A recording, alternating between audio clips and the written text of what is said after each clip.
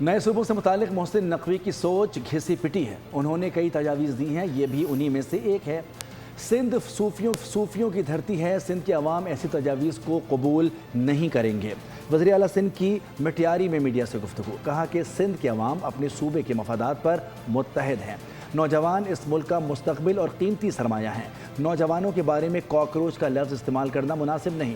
نوجوان پاکستان کے روشن مستقبل کی ضمانت ہیں. پاکستان تحریک انصاف کو بائیکاٹ کی سیاست چھوڑنی چاہیے. چیئرمین بلاول بھٹو نے پی ٹی آئی کو مین اسٹریم سیاست میں آنے کی دعوت دی ہے. محسن نقوی صاحب نے میں نے سنا تھا ان کا بیان, میں نے آج کور بھی ہوا ہے میڈیا میں, بہت زیادہ دیکھا ہے. مجھے نہیں پتہ کہ ان کے اشارہ کس طرف تھا, لیکن انہوں نے تو بڑا صاف کہا کہ پاکستان کا نظام اس وقت تو وزیر اعظم میاں محمد شہباز شریف ہے. سب سے بڑے صوبے میں حکومت بھی پاکستان مسلم لیگ نواز کی ہے.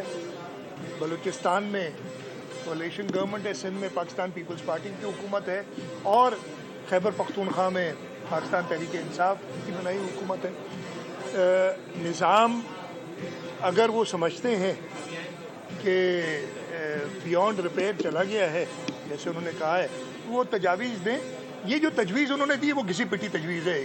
اچھا یہ بھی میں آپ کو پورا کر لوں, یہ گھسی پٹی تجویز ہے, جس کے ایک جو بہت ساری تجاویز دی ہیں ان میں سے ایک یہ دی ہے, لیکن یہ ایسی ہے جس کو کبھی بھی یہ سندھ کی صوفیوں کی دھرتی کے لوگ قبول نہیں کریں گے. سبسکرائب کریں اور بیل دبائیں تاکہ کوئی خبر رہ نہ جائے.